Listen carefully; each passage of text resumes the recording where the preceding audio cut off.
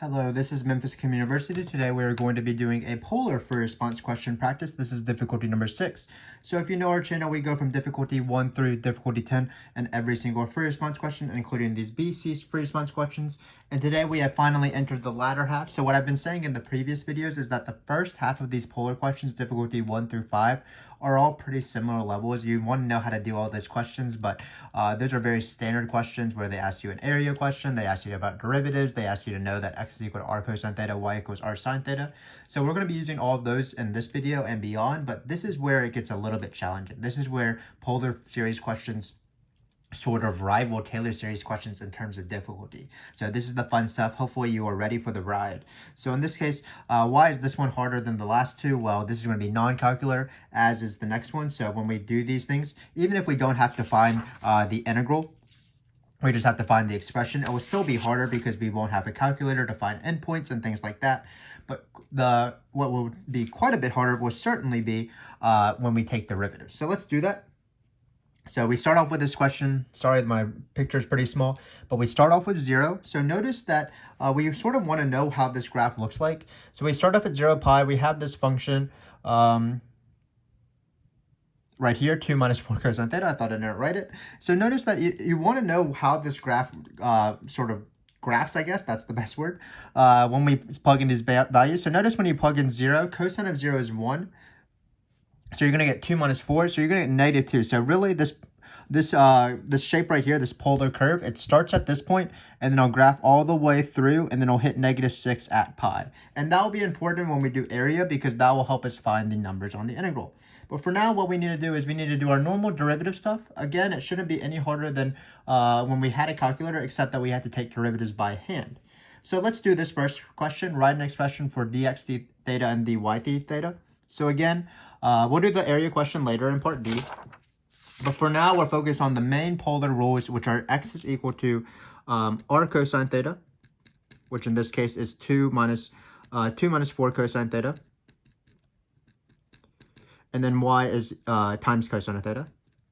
So these are just these two rules are the big rules that govern every single question. We will be using these rules, I think, throughout the first 3 parts. So you definitely want to know this when you're taking the AP exam, or when you're taking any polar, any calculus assessment with polar. Finally, we're going to multiply by sine theta instead for y. So again, these rules are the same.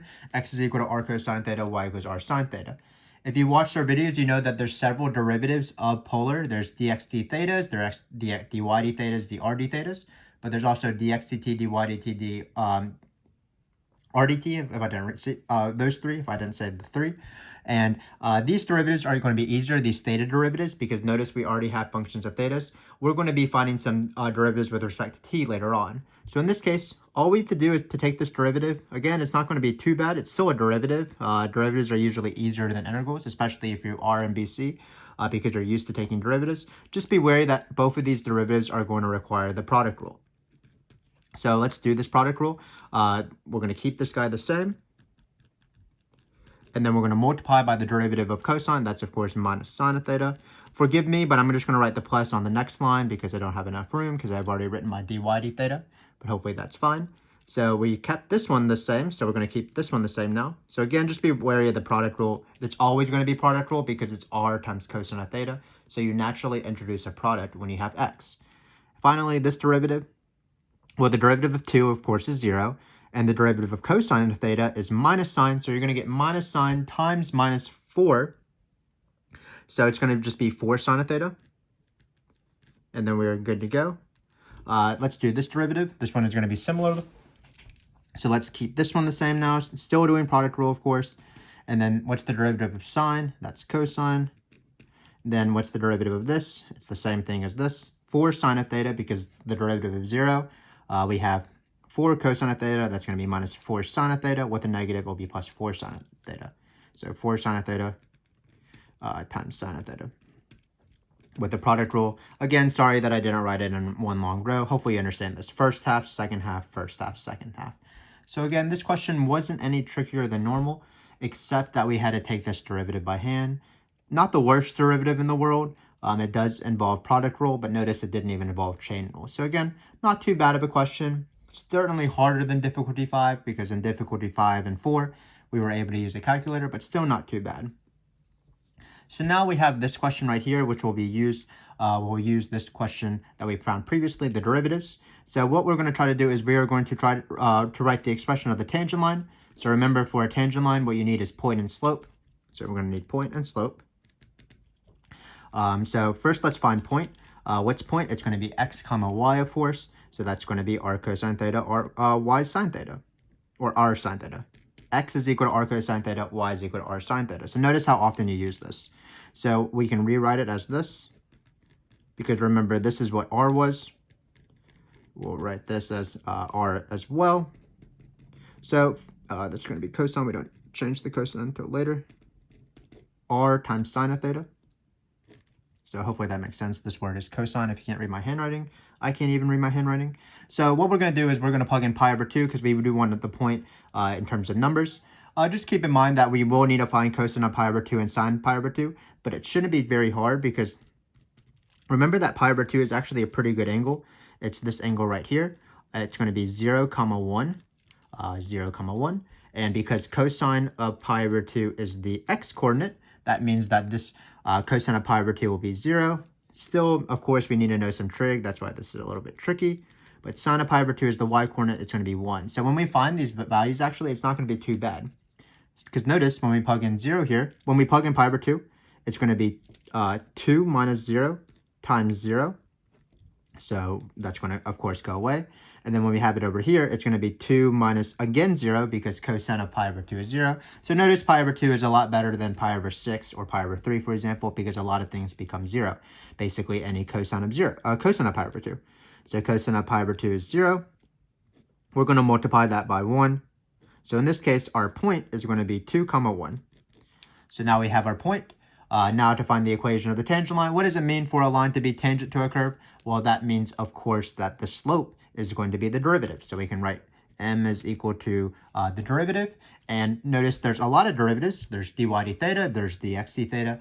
We alluded to the fact that there's dx dt, dy dt, and dr dt. Those are from chain rule, where, for example, dy dt is equal to dy d theta times d theta dt.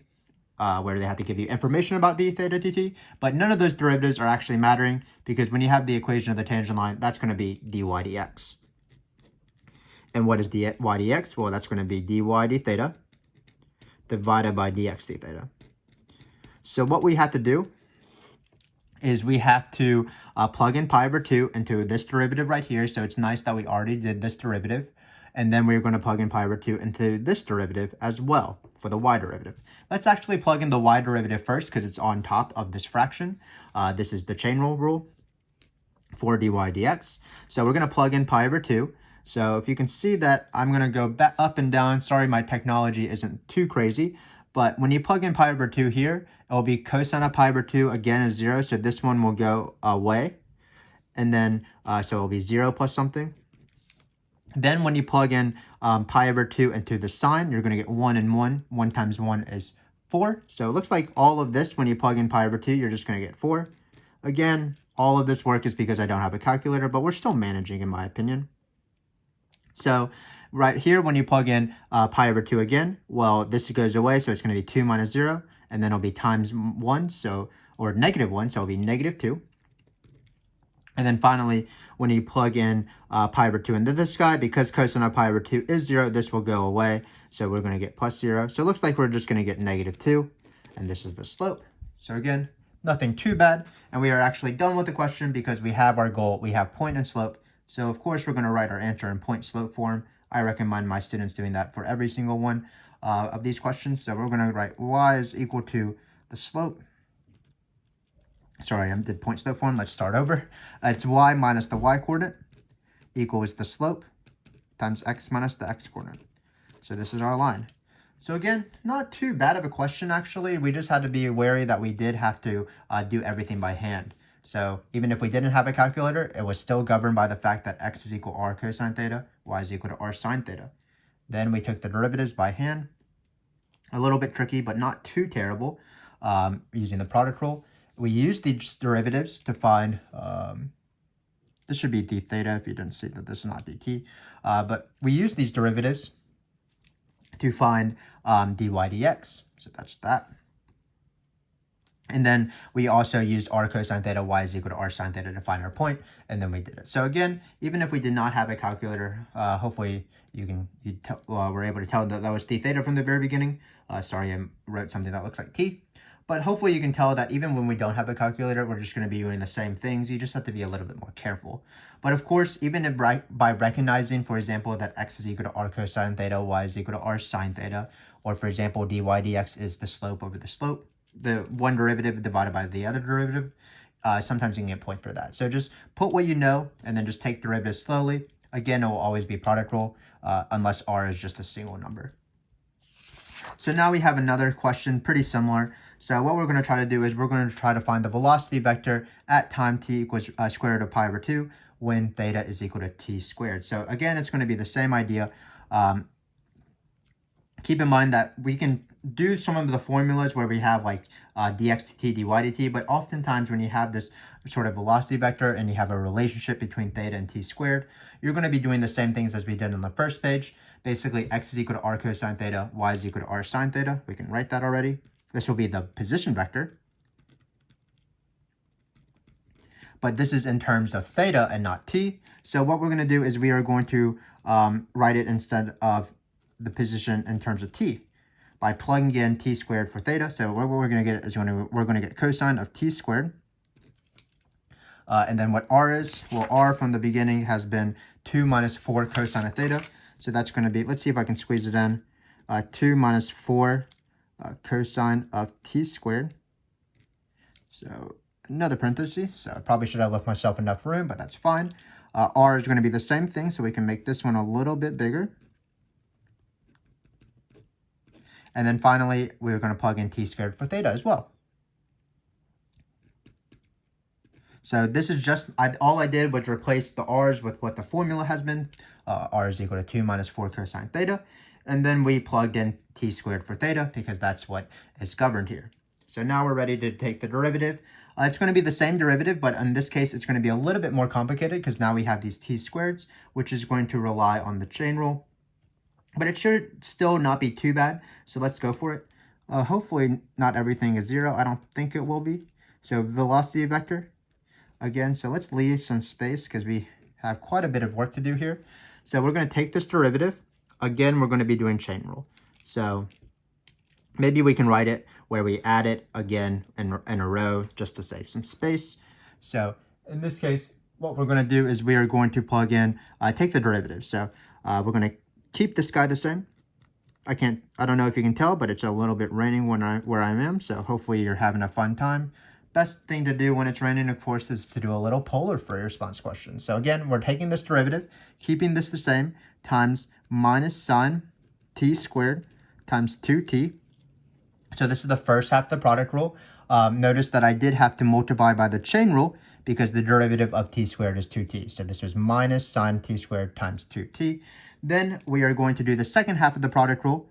So we're going to keep this one the same now. So I can write that cosine of t squared. And then the derivative of 2 is still 0. The derivative of cosine is still minus sine, so it'll be 4 sine of t squared. But again, we need to multiply by 2t because that requires the chain rule. This multiplied by 2t. So this is this derivative. Again, kind of wonky because there's so many t's and so many thetas, but it's still just product rule. Any derivative is still easier than any integral. So now we're going to do the same thing over here. We're going to keep, it looks like I lost my sign, so let me squeeze sign in here. Sometimes when I'm writing, I can't, and I'm talking at the same time, I say something, but I don't write it. But in this case, we fixed it. Nice to recognize your mistakes, of course. Of course, it doesn't look right that it was just t squared.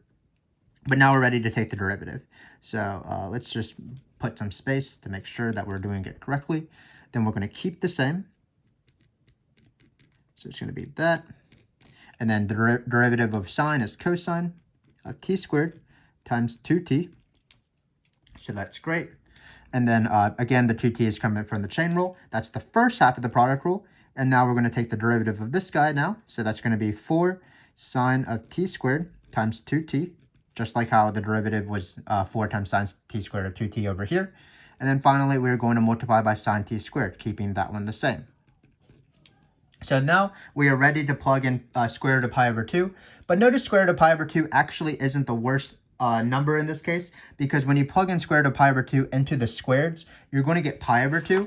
And we already talked about that. Cosine of pi over 2 is 0, and sine of pi over 2 is equal to 1. So for our velocity vector here, a lot of these things hopefully will become 0, but not all of it. So I'm looking at this guy right here, and then this guy right here in particular. Because notice I have a cosine t squared in both of these slots. So when I plug in root pi over 2, I'm going to get cosine of pi over 2, which will be 0. That happened when we found dy dx in the first page.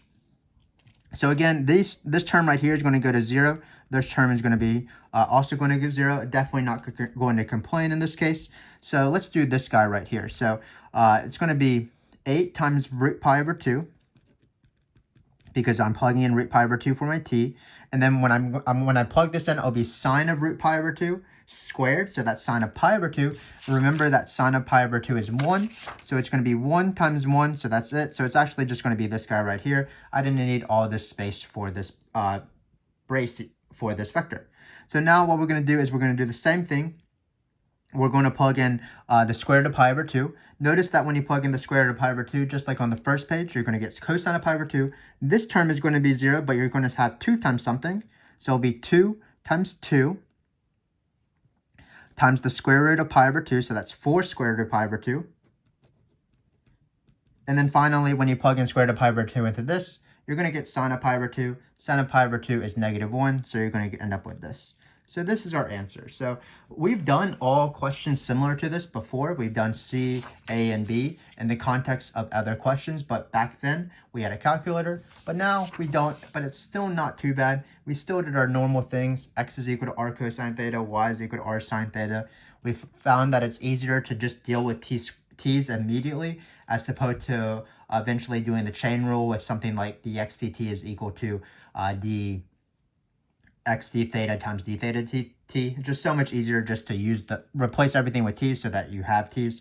And then when we took the derivative, not much harder than the derivative on the front here. It's just the same sort of product rule, except that we had to do the chain rule, multiplying by 2t in every single slot, because that's what the chain rule requires. But hopefully you can tell that we are definitely doing a harder question right now, but it's not too much harder because, again, we're sticking to our rules. We know our rules well. If you've watched our videos, remember I recommend knowing up to the level of difficulty 5 at least before you take the AP exam. So you know all the polar rules. We just have to apply them by hand, which means just taking derivatives by hand. So finally, we have one last question. Usually this is the first question. Find an integral expression for the area under R. So what I mean by an integral expression, I mean find an expression, but you don't actually have to evaluate the integral. So we don't have to actually do it. So really this is going to be a pretty quick question, hopefully. All we have to do is set up the integral. And remember that for area questions on polar, we have this function 2 minus 4 cosine theta. This is what R is. This is the region R, the shaded region right here. So remember that the formula itself is very easy. It's 1/2 integral of some numbers, r squared. So it's just going to be 1/2 the integral of 2 minus 4 cosine theta squared times d theta. So again, the only hard thing is just determining the numbers. In this case, we don't have a calculator, so we can't set anything b to equal, but let's examine the picture in the front, and hopefully it'll make sense what the numbers are. So again, how polar curves works is you have some sort of starting point. What happens is you plug in theta equals 0, and then the particle travels. So it's a good thing when you don't have a calculator, and maybe even if you do have a calculator, to see how this polar graph traces. Basically, as theta start from 0 to pi, how is this graph tracing? So what it's going to do is we're going to plug in theta equals 0 into this. Again, we get -2. That means we have a negative radius. So we have 0, negative radius. So it's going to be right here. Then what it's going to do is it's going to slowly plot through this point, and then until it hits pi. And when it hits pi, cosine of pi is -1. So you're going to get 2 minus -4, which is 6. But it's in the negative. It's in the pi direction this side. So that's why it is plotted right here. So again, this is the graph. It starts at this point, goes to this point. So when we want to find the graph, we don't want to find all of this area. We just want to find this area. So it makes sense that the first point we're going to use is 0, and then we're going to use some point that hits the origin. So let's talk about that. We at least know the bottom number in this case. It starts at 0 because we're trying to find this area. For example, if we were trying to find the area of the top thing, our top number would probably be pi because that's where this polar curve ends.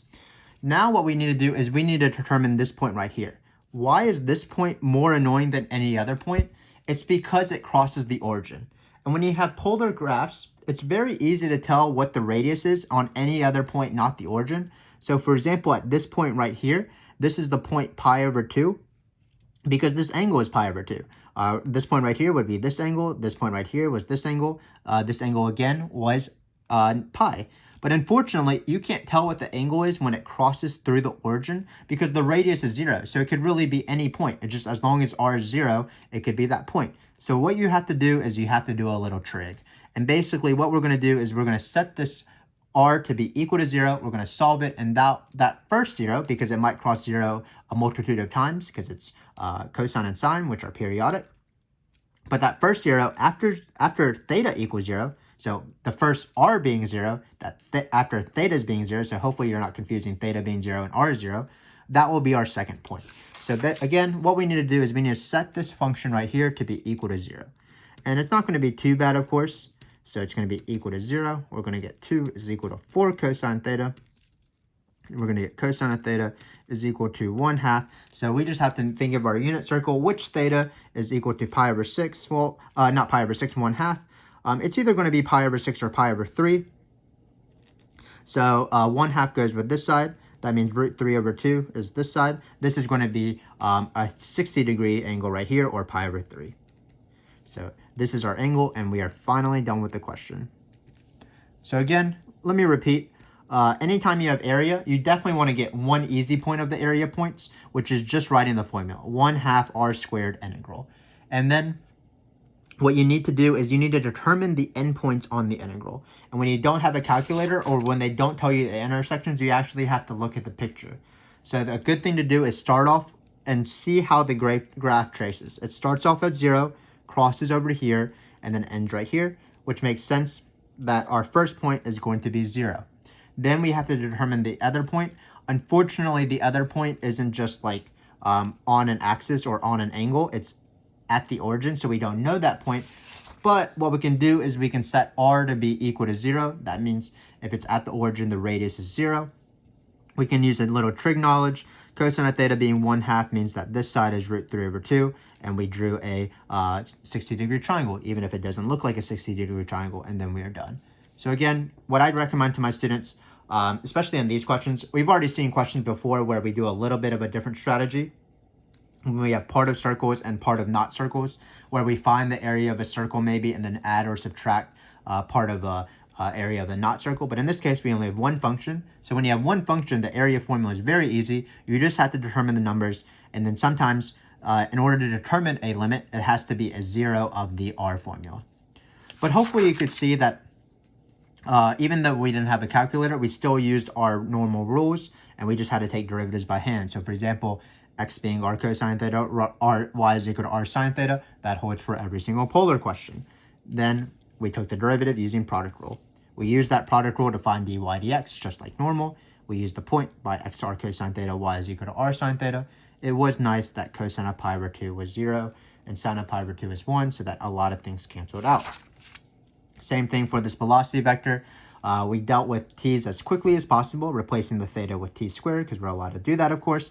And then when we took the derivative, we were again careful with product rule and chain rule and plugging in pi over 2.